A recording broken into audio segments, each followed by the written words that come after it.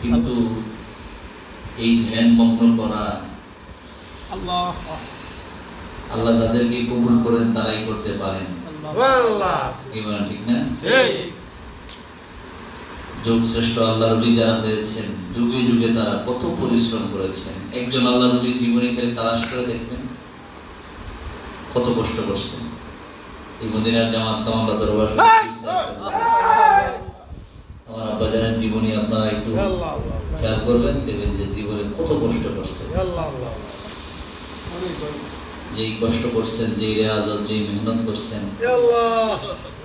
এই রেয়াজত মেহনত করার কারণে যোগ শ্রেষ্ঠ আল্লাহর ওলি হয়ে গেছেন। আর জোর না সুবহানাল্লাহ। তাহলে আল্লাহর ওলি হওয়ার জন্য এমনি এমনি নামাজ রোজা বাদ দিয়া আল্লাহর ওলি হওয়া যাবে না। সবাই কোন নামাজ রোজা বাদ দিয়া কি ওলি হওয়া যাবে না? আল্লাহর ওলি হওয়া যাবে না, শয়তানের ওলি হওয়া যাবে। আল্লাহর ওলি মানে আল্লাহর বন্ধু, আর শয়তানের ওলি মানে শয়তানের বন্ধু। শয়তানের বন্ধু আছে না? আছে। সবাই কোন আসেনি? আছে। এখন আল্লাহর ওলি হওয়া, আল্লাহর বন্ধু হওয়া, আল্লাহ যাদেরকে কবুল করেন, আল্লাহ যাদেরকে ভালোবাসেন তারাই আল্লাহর ওলি হইতে পারে। কিন্তু আপনার আমার কি লাগবে? চেষ্টা লাগবে। আপনার আমার কি লাগবে? চেষ্টা করতে হবে যে আমি আল্লাহর ওলি হতে চাই। আপনি যখন চেষ্টা করবেন আল্লাহ আপনার এই চেষ্টা অনুযায়ী সফলতা দান করবেন। এই জন্য যারা যোগশ্রেষ্ঠ আল্লাহর ওলি হয়েছেন, যেমন হযরত শাহ জালাল ইয়ামিনী রাহমাতুল্লাহ আলাইহি,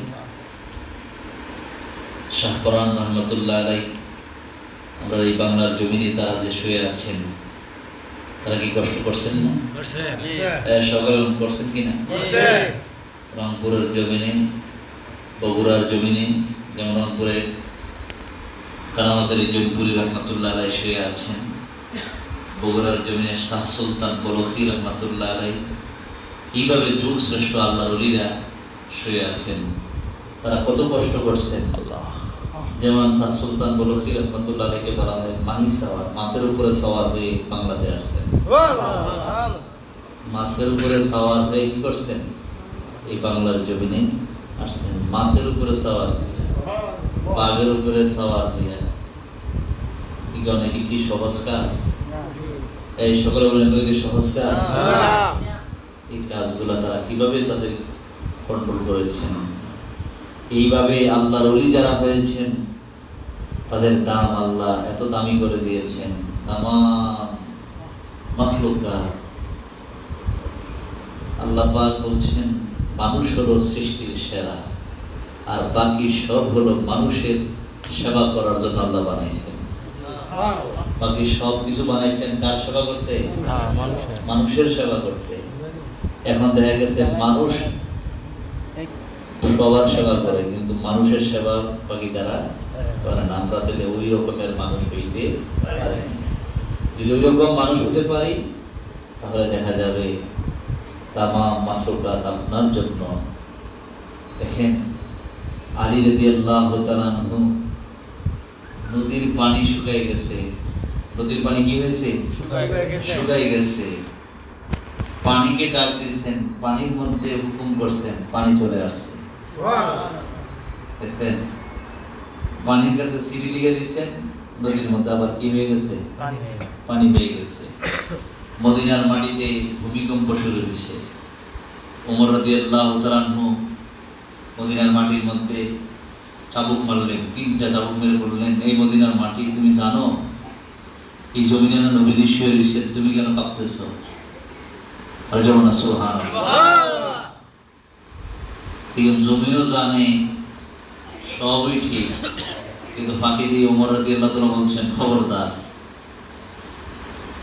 এখানে নবীজি শুয়ে আছেন। এরপর থেকে এখন পর্যন্ত একদিনের জন্য কাঁপে নাই। সুবহানাল্লাহ। আর যেমন সুবহানাল্লাহ। মাটি কথা শোনে, মাটি কি কথা শোনে। ওমর রাদিয়াল্লাহু তাআলা মাটিকে অর্ডার করছেন, মাটি কথা শুনতেছেন। কেমন আল্লাহ রাসূল সাল্লাল্লাহু আলাইহি সাল্লাম কেমন মানুষ তৈরি করবেন। এই আল্লাহর ওলি যারা, তারা তো এই চেষ্টাই করে যাচ্ছেন।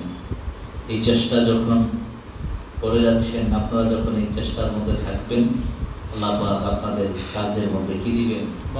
বরকত দিবেন। এই জন্য আপনাকে আমাকে একটু পরিশ্রম করা লাগবে। জিকির, আজকার, মুরাকাবা, মুশাহাদা, নামাজ, রোজা, ইবাদত, বন্দেগী সব ঠিক রাখতে হবে। সবকিছু কি রাখতে হবে? ঠিক রাখতে হবে। এখন যদি বলেন যে না, এটা বাদ দিয়া কয় সব ভালো লাগে, খালি নামাজটা খালি ভালো লাগে না, এটা কি হবে? না। হ্যাঁ, সকল হবে নাকি? না। এটা তো আগে করতে হবে। নামাজটাকে আগে কি করতে হবে? করতে হবে। নামাজ ঠিক রেখে বাকি যত করবেন সব কিছু আপনার আমল নামায় যোগ হবে। সুবহানাল্লাহ। এই নামাজটা হলো আপনার ইমানের বেরি।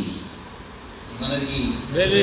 নামাজের ইমান আনার পরেই শুরু হইল নামাজ। ইমান আনার পরে কত মাস হলো এই ব্যাপারে অনেক লম্বা সময় কথা বলেছি। ইমান আনার পরেই আপনার করতে হবে, কি করতে হবে? নামাজ পড়া লাগবে।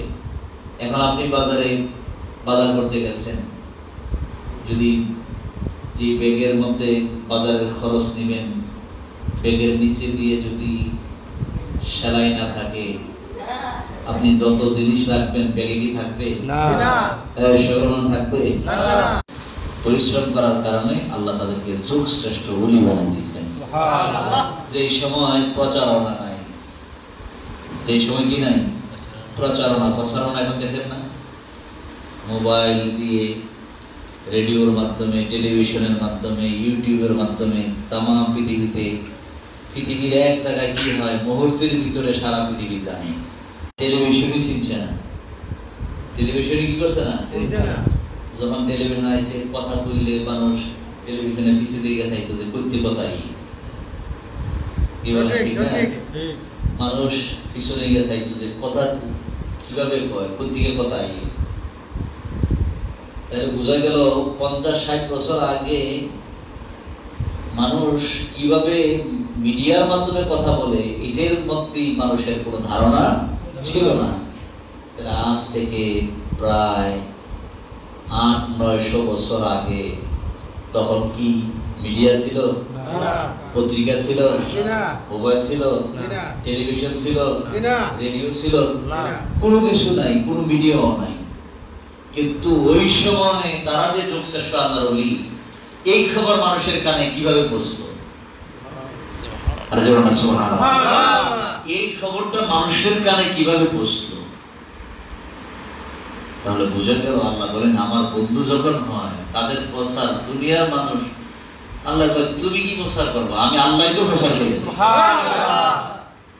তাদের চেহারার মধ্যে আমি এমন একটা মায়া তৈরি করে দিই, চেহারার দিকে তাকাইলেই মানুষের মন চায় যে হুজুর আমি আপনার কাছে মন চায় কাছে বসে থাকতে, আপনার কাছে মন চায় মুরিদ হইতে।